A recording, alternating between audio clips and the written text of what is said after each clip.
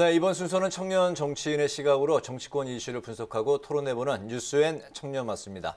박용훈 더불어민주당 전국대학생위원장, 김재섭 전 국민의힘 비상대책위원 두 분 나오셨습니다. 안녕하십니까? 어서 오십시오. 어서 오세요. 네, 안녕하세요. 네. 윤석열 대통령이 이제 조금 전에 16일 여야 3당 지도부와 회동을 제안을 했다, 이런 소식이 들어와 있는데, 오늘 그에 앞서서 이준석 대표와 이제 전격 회동을 했습니다.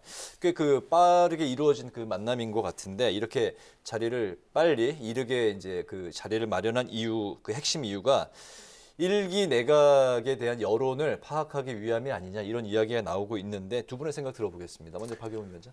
일단은 이준석 대표와 윤석열 대통령이 만난 것은 지금 인사 문제에 있어서 정호영 후보자, 그리고 한덕수 후보자, 그리고 김성애 비서관 관련해서 이야기를 했을 걸로 보이고요. 또 네. 36조 원 규모의 추경이 남아 있잖아요. 이 자영업자 소상공인을 위한 추경 논의도 했을 거로 예상이 되고요. 방금 뉴스에서 아마 김성애 비서관이 이렇게 사퇴한 걸로 나왔는데, 네. 이준석 대표와 윤석열 대통령의 그 만남 이후에 윤석열 대통령 측에서 좀 더 논의한 결과 이루어진 게 아닐까 생각을 하고, 여당이 된 국민의힘이 대통령과 이렇게 협의를 하면서 사안마다 국민의 의견을 듣는 과정은 긍정적으로 평가할 만합니다. 네. 예, 저는 그 일기 내각의 여론을 파악하는 목적도 있겠지만은 네. 자신의 여당 대표가 된 이준석 대표와 윤석열 대통령의 만남이 사실 조속히 이루어져야 된다라는 데에서는 많은 분들이 공감하고 계셨을 거라고 생각해요. 결국 이제 우리가 이야기하는 당정청 관계가 얼만큼 원활하게 돌아가느냐가 또 국정 운영의 방향성을 가늠할 수 있는 중요한 지표다 보니까, 네. 아무래도 여당 대표로서 이준석 대표와 윤석열 대통령 간의 원활한 소통이 당연히 필요할 때가 됐다라고 생각이 되고, 말씀 주신 대로 일기 내각 여론을 파악하는 것도 굉장히 좀 중요하다고 생각이 됩니다. 왜냐하면 국민의힘 내부에서도 이번 일기 내각에 대해서 비판적인 목소리를 내시는 분들이 굉장히 많았거든요. 네. 심지어는 거취 결단을 하라고 하는 김영태 청년 최고의 이야기도 있었던 만큼, 사퇴 결단을 하라는 이야기도 있었던 만큼, 네. 정호영 복지장관. 그렇죠. 후보자고요. 예. 이제 또 그뿐만이 아니라 다른 후보자들에 대해서도 비판 여론들이 국민의힘 내부에서도 분명히 있었습니다. 그러니까 이런 여러 가지 당정청 관계라든지 아니면 일기 내각이라든지 하는 여러 가지 현안들을 논의하기 위해서 조속한 시일 내에 두 분께서 만나신 것이 아닌가라고 보고 있습니다. 이준석 대표 입장은 어떤 건가요? 그 정호영 복지부 장관 후보자에 대한. 그러니까 국민 눈높이에 안 맞는다라는 데에서는 동의를 하시는 것 같습니다. 특히 이제 제 생각에는 아마 이준석 대표께서 윤석열 대통령께 전할 말씀 중에 가장 중요한 것이 아마 눈높이라고 생각을 할 것 같고, 그 눈높이라고 하는 것은 사실 일기 내각과 관련된 어떤 비판적인 여론을 전달하는 것이 하나 있겠다고 하면, 두 번째는 사실 윤석열 대통령이 당선이 된 이후에 공약이 후퇴한 것이 아니냐라는 비판이 최근에 있었거든요. 특히 병사 월급 200만 원과 관련돼서는 공약이 좀 후퇴했다라고 하는 데에서 민주당이 많은 비판이 있었고, 심지어 이준석 대표 역시도 이에 대해서는 비판적인 목소리를 내왔기 때문에, 적어도 우리가 국민의힘을 믿고 윤석열 대통령을 믿고 지지했던 유권자들을 위한 신뢰는 우리가 당연히 지켜줘야 된다라는 식의 이야기를 전달하지 않을까라고 생각합니다. 정호영 후보자에 대한 그 입장을 전달을 했을 것이다. 네, 그것과 함께 공약 후퇴는 없어야 한다라는 입장도 같이 전달하지 않았을까라고 제가 추측해 봅니다. 예, 알겠습니다. 네, 그렇군요. 그리고 민주당에서는 한덕수 불가론으로 기우는 듯 했는데 다시 신중 모드에 좀 들어갔습니다. 아무래도 지방선거를 앞두고 발목 잡기 프레임에 휘말리지 않으려는 것으로 보이거든요. 그런데 문제는 윤 대통령이 한동훈 법무부 장관 후보자 청문 보고서 재송부를 요청을 하면서 임명 강행 수순에 들어갔다는 겁니다. 그렇다면 민주당은 다시 강경론으로 돌아설까요? 어떻게 보십니까? 발목 잡기라는 표현이 굉장히 맞지 않다고 생각하고요. 네. 왜냐하면 벌써 11개 부처의 장관이 인선이 됐어요. 지금 7개 정도의 장관이 남아 있는데, 과거 사례를 보면 이명박 정부는 17일 만에, 그리고 박근혜 정부는 51일, 문재인 정부는 195일이 걸려서 일기 내각이 완성된 사례가 있어요. 네. 아직 윤석열 대통령이 정부를 출범시킨 지 4일밖에 안 됐고, 11개 부처의 장관이 이렇게 인선이 된 것은 민주당에서도 조금이나마 하자가 있지만은 정말 코로나 시국에 급한 부서들, 이런 부서들에 대해서 먼저 이렇게 인준을 같이 채택 동의를 했다라고 볼 수 있고, 저는 오히려 하자가 있는 후보들, 문제가 있는 후보들을 내놓고 인준을 해달라, 채택을 해달라 하는 것 자체가 문제라고 생각하고요. 지금 정호영 후보자 이야기했는데 정호영 보복 장관 후보자 오늘 인터뷰를 한 것 중에 저희가 생각나는 게 있는 게 딸과 아들이 연달아 편입에 성공했다. 이들 학교에 왜 알리지 않았냐라는 질문에 우리는 자녀의 편입 사실을 다른 교수들에게 알리지 않는다고 대답을 했어요. 근데 일반적으로 정호영 후보자가 아들 편입 전형 기간에 평가위원장을 3번이나 만나고 경북대 의대 편입 전형 심사위원 명단에 자신하고 논문을 7번 정도 같이 쓴 교수가 포함되어 있거든요.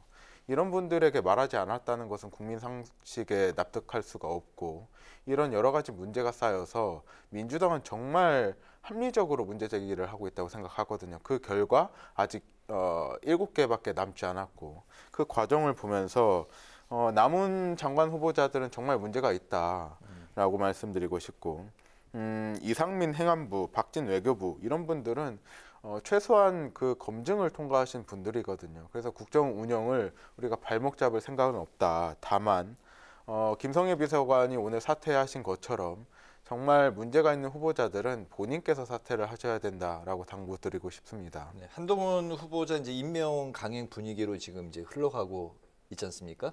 그게 이제 그 한덕수 총리 후보자 표결에 더 부정적인 쪽으로 다시 돌아설 가능성이 있는 건가요? 분명히 부정적인 영향을 미칠 거라고 생각하고요. 한덕수 후보자도 의혹이 단 하나도 해명되지 않았어요. 단 하나도 해명되지 않았고 한동훈 후보자 같은 경우에도 여러 의혹에 대해서 명확하게 해명할 수가 없는 상황이 이르렀거든요. 이 두 사람을 윤석열 대통령이 끝까지 인준을 하겠다, 임명을 하겠다 하는 것은 민주당과 협치, 이제까지 11개 부처를 채택 동의하면서 그 협치를 무너뜨리겠다는 그런 대결로밖에 볼 수가 없겠죠. 알겠습니다.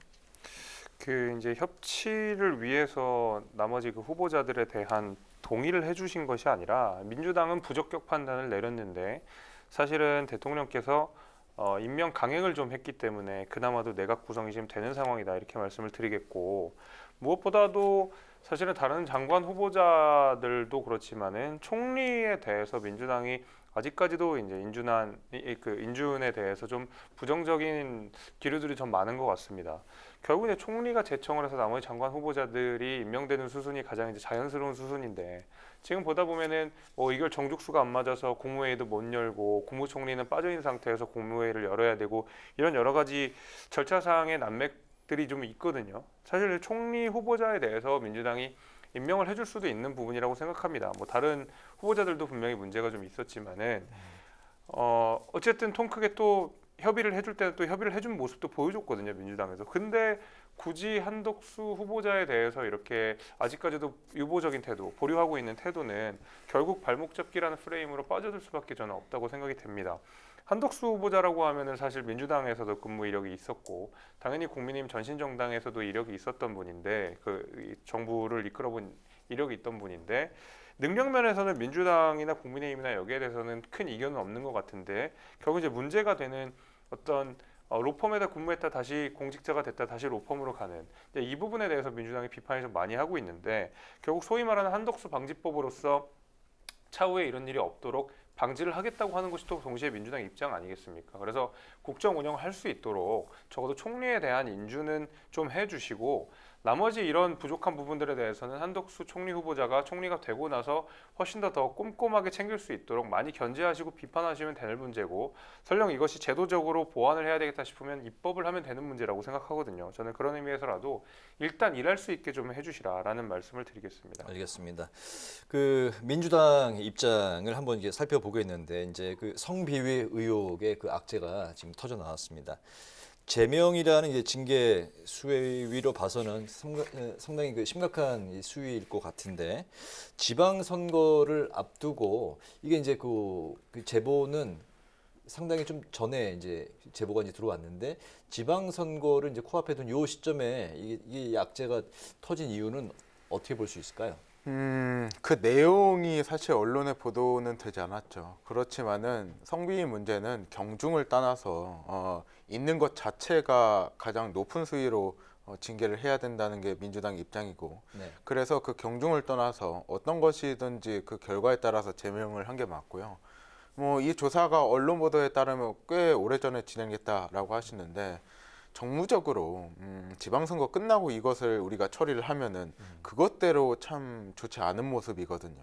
그것대로 또 2차 가해가 될 수 있고 책임 정당의 모습에 벗어난 거기 때문에 오로지 선거를 위한 정무적 판단으로 선거 이후에 처리하자 하는 주장은 정말 납득하기 쉽지 않고 다만 어떤 분들께서는 최대한 빨리 처리했으면 좋겠다라는 의견이 있는 것도 사실이에요. 그래서 민주당은 이 모든 조사가 끝난 직후에 이렇게 발표한 걸로 보이고 또 어제 윤호중 비대위원장과 박지원 비대위원장이 국민들께 진심으로 사과를 했죠.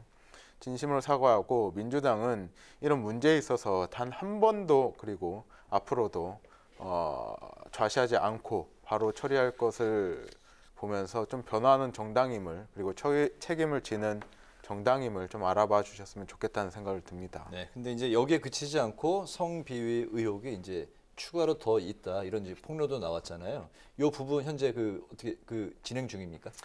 성비위 문제가 추가적으로 있다라고 하는 이야기들에 대해서 구체적인 것들이 사실 있는 건 아니에요.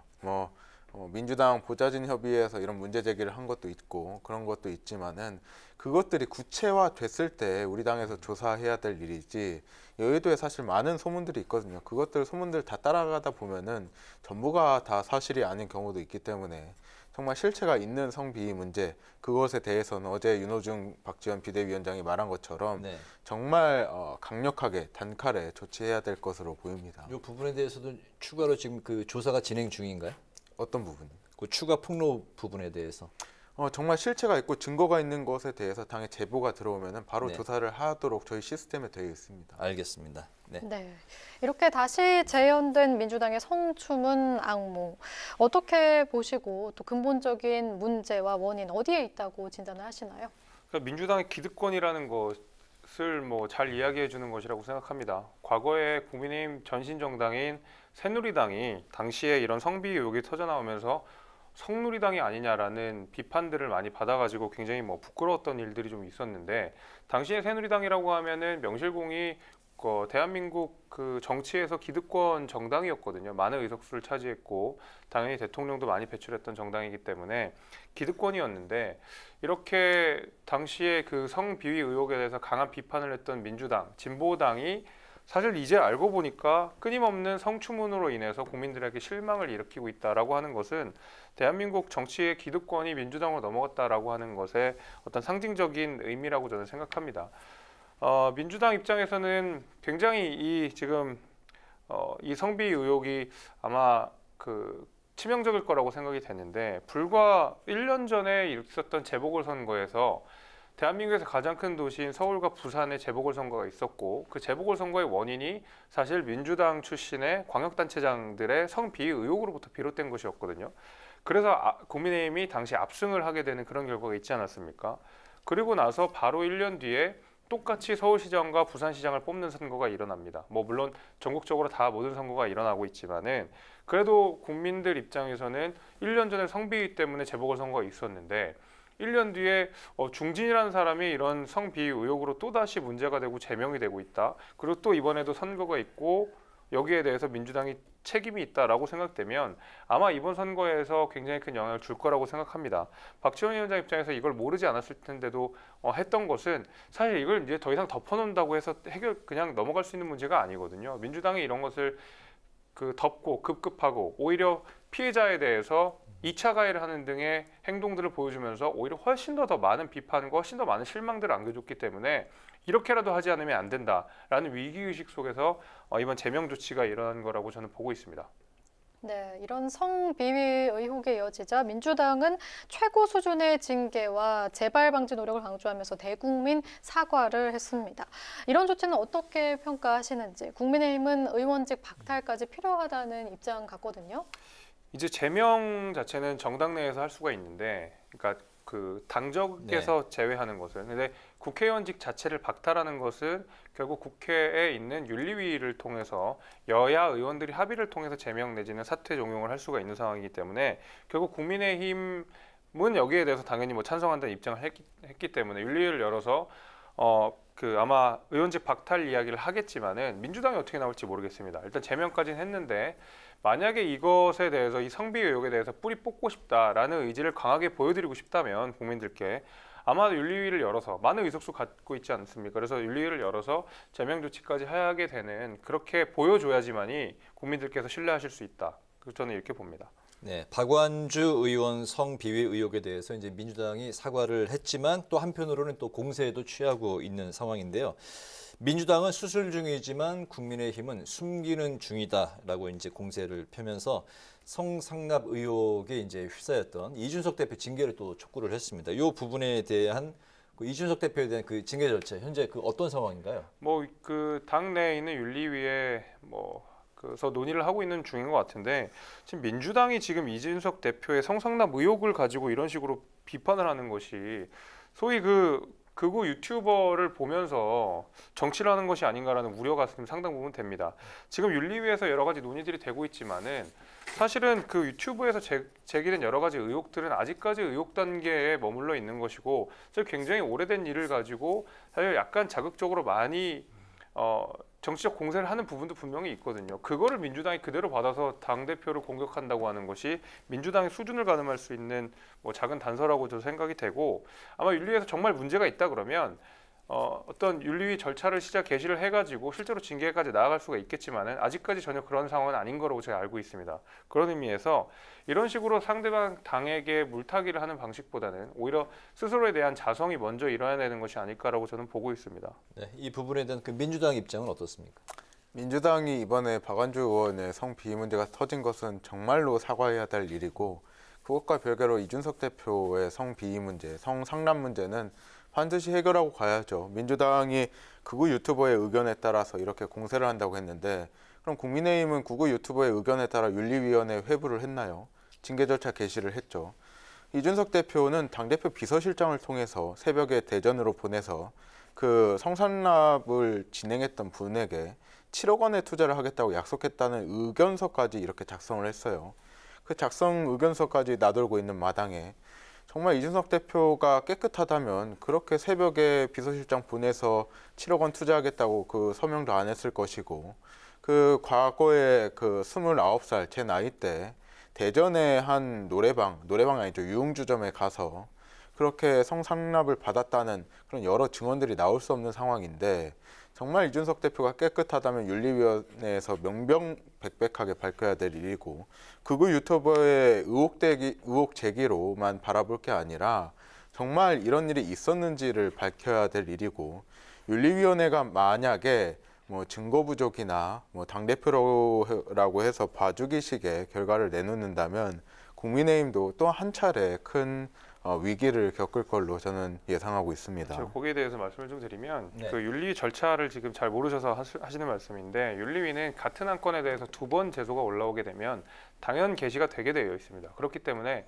그 전에 비슷한 사안에 대해서 그 안건이 올라가 있었고 거기에서는 바로 기각이 돼버렸거든요. 근데 똑같은 안건이 되어 있었기 때문에 어쩔 수 없이 개시 절차가 됐던 것뿐이고 여기에 대해서 유튜버의 이야기를 듣고 절차를 확인하고 이런 것이 전혀 아니고 오히려 지금 아직 증거조차 제대로 나오지 않은 상황 속에서 이것이 마치 이미 범죄를 저질렀고 이것을 기정사실화해서 민주당이 여기 성상납 의혹부터 밝혀라라고 하는 것이 과연 제1야당이 해야 되는 정치적 공격인가에 대해서는 제가 대단히 의문스럽습니다. 아니 이미 대전지검에서 수사 자료 안에서 리베라 호텔이라는 곳에 130만 원에 이준석 대표를 접대했다라고 13년도에 자료가 있는데 이것을 부정하는 것이 말이 안 되고요. 그럼 왜 7억 원이라는 돈을 투자하겠다고 약속을 했나요? 그 새벽에 가서. 아무런 효력이 없는 각서고요. 아마 그 재판 기록, 그러니까 수사 기록들을 보신 것 같은데 거기에 이준석 대표뿐만이 아니라 민주당 의원님도 여러 있습니다. 그거부터 확인을 하시고 나서 하시는 게 맞다고 생각이 되고 그건 수사 기록이고 재판은 전혀 다른 내용이었기 때문에 유죄가 확정이 돼서 뭔가 수사가 돼서 그런 것이 전혀 아니거든요. 근데 기록 중에 남아 있는 것을 가지고 이것이 사실이다 이렇게 전제하는 것은 사실 옳지 않습니다. 네, 네. 두 분이 치열한 이런 공방을 또 보여주셨는데요. 안타깝게도 성비위 의혹은 용산에서도 터졌습니다. 윤 대통령의 복심으로 분류되는 윤재순 대통령 비서실 총무비서관, 검찰 재직 시절 성비위로 2차례 징계성 처분을 받은 것으로 확인이 됐고요. 또 김성애 비서관, 이시원 비서관 등 논란이 잇따르고 있습니다. 일단 조금 전에 김성애 비서관은 자진 사퇴를 했는데 이렇게 계속되고 있는 논란 상황 어떻게 보시는지 의견 한번 들어보도록 하겠습니다. 저는 사퇴해야 된다고 생각합니다. 특히 이제 성비 관련돼서 무관용 원칙을 보여줘야 하는 이제 국민의 입장에서는 사실 이런 여러 가지 성비위와 관련된 징계성 처분을 받은 사실이 확인이 된 이상 저는 여기에 대해서는 국민의힘에서도 단호한 태도를 보여줘야 된다고 생각하고 윤석열 정부가 국민의 신뢰를 더 많이 얻기 위해서라도 저는 여기에 대해서는 좀 단호한 모습들을 좀 보여주는 것이 필요하다고 생각합니다. 그래야지만이 사실 국민의힘도 그렇고 훨씬 더 민주당을 날석에 공격할 수 있고 내로남불이라는 비판도 피할 수 있을 거라고 생각합니다. 네. 네. 김성애 비서관은 이런 말을 썼어요. 조선 여성의 절반이 성노리개다. 그리고 일본군 위안부 피해자들의 보상 요구를 화대라고 표현을 하기도 했죠. 굉장히 성인식에 대해서 처참한 수준을 보여주고 있다. 그리고 윤재순 총무비서관은 과거의 회식 자리에서 여자 동료 직원에게 볼에 뽀뽀를 하는 그런 추태를 보이기도 하고 그 이후에도 여러 의혹들이 있는데 윤석열 대통령께서는 대통령이 되시고 정부를 출범하신 초기임의 만큼 이런 문제들을 좀 단칼에 쳐내셔야 된다라고 말씀드리고 싶고 계속되는 이런 성미 문제가 정치권에 일어나고 있는데 우리 정치 전반에 대한 자성의 목소리가 좀 필요해 보입니다. 네. 성비위 의혹에 대해서는 두 분 다 무관용 원칙으로 대응을 해야 된다라는 입장을 이제 보였습니다. 오늘 청년 마수는 윤석열 정부 내각 인선을 둘러싼 여야의 입장 그리고 정치권에 또다시 터진 성비위 의혹을 중심으로 살펴봤습니다. 지금까지 박영훈 더불어민주당 전국대학생위원장, 김주섭 전 국민의힘 비상대책위원 두 분과 함께했습니다. 오늘도 말씀 잘 들었습니다. 감사합니다. 고맙습니다.